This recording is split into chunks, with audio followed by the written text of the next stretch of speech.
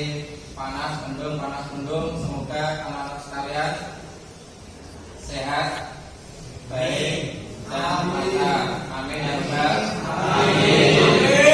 Sebelum kita mulai, Pak Guru akan mengecek tentang kebersihannya. Barangkali kalau ada sampah-sampah tolong dibersihkan, tolong diambil sampah-sampahnya, dikeluarkan ke ruang tengah, dimasukkan ke dalam tong sampah.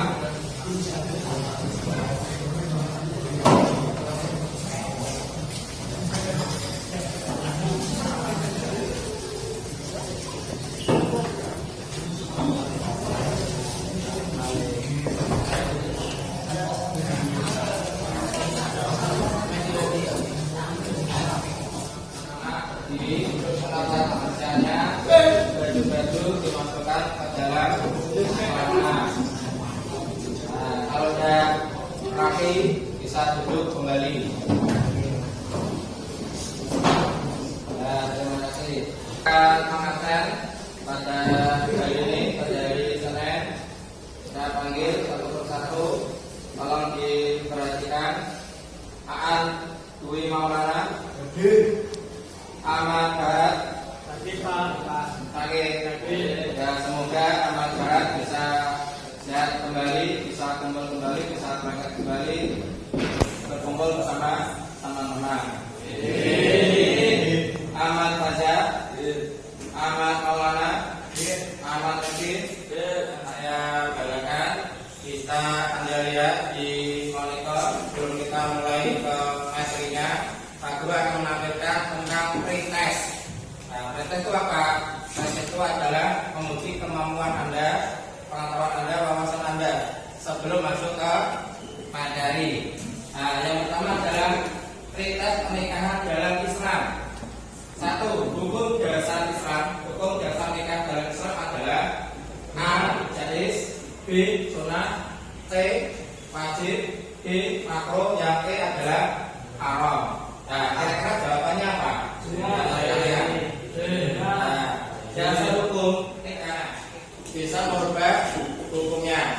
Bisa jadi hukum jaiz, bisa jadi hukum sunnah, bisa jadi hukum wajib, bisa jadi makruh dan haram. Kenapa haram? Karena menikah itu bukan untuk menurunkan keturunan, bukan untuk mempererat silaturahmi, tapi apa? Untuk hawa nafsu. Itu hukumnya adalah haram. Jawabannya adalah tayangan video. Tolong dicermati, diamati. Nanti anak-anak bisa mengomentari apa yang ada di dalam video tersebut. Oke? Oke.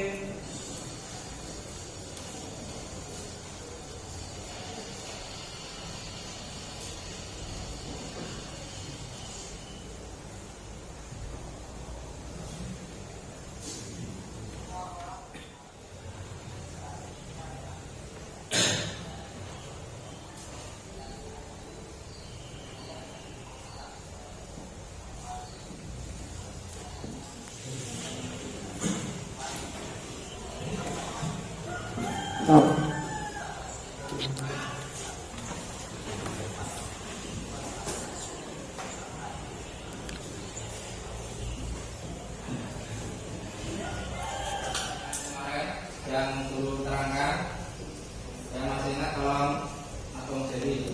Saya Pak. Ya, silakan. Tentang Al-Quran dan hadis sebagai pengaku. Al-Quran dan hadis adalah sumber pedoman hidup dan sumber umum dan ajaran Islam tidak dapat dipisahkan satu sama lain. Ya, betul. Itu adalah pelajaran yang kemarin. Jadi menerangkan tentang Al-Quran dan hadis, yang mana Al-Quran adalah sumber utama yang harus dipegang. Yang kedua adalah al-hadis untuk melengkapi yang ada di dalam Al-Quran, yang mana Al-Quran itu harus ada keterangannya. Jadi apa yang masih ingat materi yang kemarin? Ya Pak. Ya, silakan. Fungsi hadis adalah memperjelas isi dalam Al-Quran. Hadis berfungsi untuk memperjelas isi Al-Quran agar umat Islam lebih mudah memahami dan menjalankan segala perintah Allah Subhanahu wa Ta'ala. Betul. Ketika kita mempelajari Al-Quran, maka kita membutuhkan al-hadis untuk memperjelas yang ada di dalam kandungannya. Aku akan menerangkan tentang kajinya. Kajinya ini harus kita tercapai dalam mempelajari pelajaran kali ini, yaitu PAI yang kaitannya tentang pernikahan. Kajinya apa aja? Bisa Anda lihat di sini.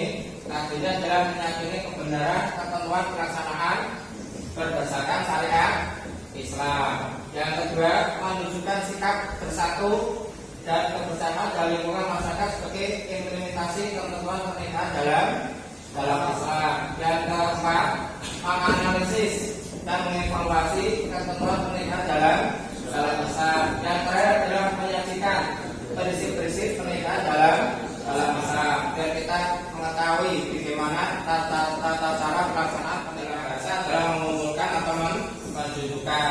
Allah Ta'ala akan mengumpulkan, akan menjudukan atau mempertemukan nanti suatu saat tentu di mana. Maka dari itu anak-anak jangan khawatir apabila tidak punya pasangannya. Nah, nanti akan ditemukan oleh Allah Ta'ala di lain waktu. Maka dari itu jangan ambil jalan pintas. Hanya apa? Yani pacaran. Nah, karena istilah di dalam pacaran itu tidak ada. Yang ada adalah pernikahan yang serius. Nah, pernikahan itu jangan dibuat main-main. Nah, karena itu berkelangsungan yang akan datang. Nah, di sini dalam KBRI nikah sebagai perjanjian antara laki-laki dan perempuan untuk bersuami istri dengan resmi. Ini atau pernikahan dengan syariat. Nikah berarti akad yang menghalalkan pergaulan antara laki dan perempuan yang bukan mahramnya, yang menimbulkan hak dan kewajiban. Maksudnya apa? Maksudnya antara laki dan perempuan. Maka dari itu orang tersebut dihalalkan atau melakukan hubungan suami istri dalam ikatan pernikahan. Maka orang tersebut boleh melakukan suatu hal dan juga memenuhi hak dan diperhatikan. Ini adalah momen-momen yang sangat ditunggu-tunggu. Nanti momen ijab kabul. Malam pertama Pak yang ditunggu. Bisa orang mempelai pria harus memiliki mental yang kuat, biar tidak sejak, biar tidak hilang hafalannya. Karena banyak sekali ketika mengucapkan ijab kabul banyak mempelai pria yang acara yang ditunggu dan dinantikan yaitu acara akad nikah. Dan kepada yang terhormat petugas KUA Bapak Diki Fatur Rahma yang akan memandu. Engkau dengan kawinkan engkau dengan putriku bernama Fatimah binti Usman dengan mahar dibayar tunai. Saya terima nikah dan kawinnya dengan mahar yang selalu disebutkan Fatimah binti Usman, dan aku rela dengan itu. Semoga Allah selalu memberikan anugerah kepadaku. Sekolah kebanggaan kita bisa berdiri semuanya. SMK bisa. SMK bisa. SMK bisa. SMK dulu ya.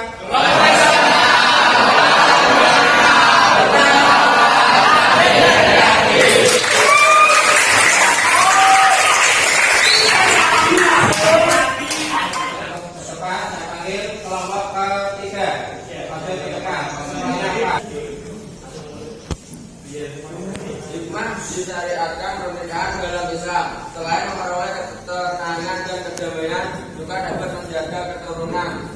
Islam mensyariatkan pernikahan untuk membentuk mahligai keluarga sebagai sarana untuk meraih kehidupan kebahagiaan hidup. Ya, silakan duduk. Kelompok yang ketiga. Sekarang kita panggil lagi kelompok yang kelima. Selanjutnya bagaimana diskusi yang telah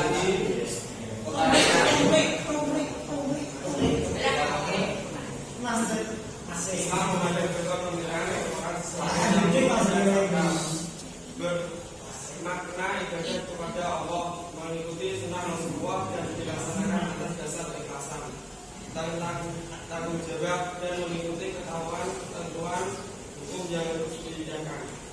Terima kasih. Itu adalah kesimpulan dari kelompok yang kelima. Jadi tepuk tangan.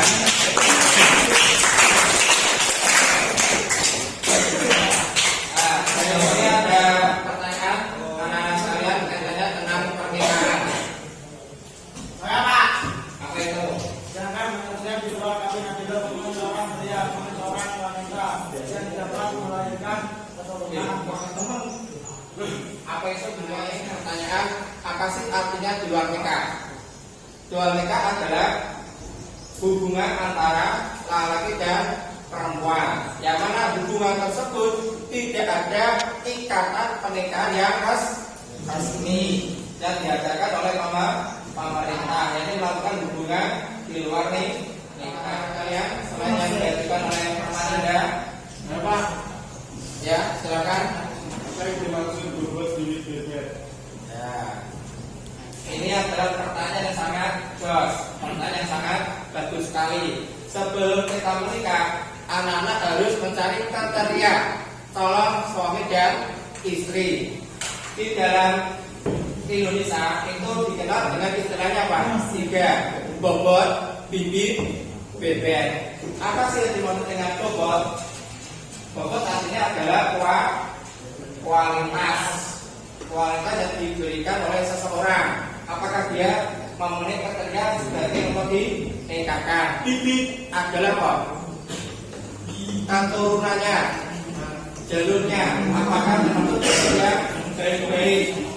Yang ketiga adalah apa tadi? Bebek. Bebek itu apa? Ada yang tahu bebek? Bobot, bibit, bebek. Bebek adalah tampilan seseorang, apakah tampan atau tidak. Menurut Nabi Muhammad SAW itu ada 5 kriteria untuk mencari calon pria atau laki-laki. Yang pertama adalah nasab, kedua adalah kecantikan, yang ketiga adalah harta, yang terakhir adalah agama. Kira-kira yang paling utama yang Anda cari apa? Sama pertanyaan tadi. Yang terakhir adalah memberikan PR kepada sekalian. Nanti dikerjakan di rumah. Kalau sudah selesai, itu yang datang dikumpulkan. Dikerjakan dengan baik. Saya harapkan jawabannya itu bagus. Pertemuan kali ini dengan membaca wal asli yang akan dipimpin oleh ketua kelas. Silakan ketua kelas untuk memimpin. Mulai.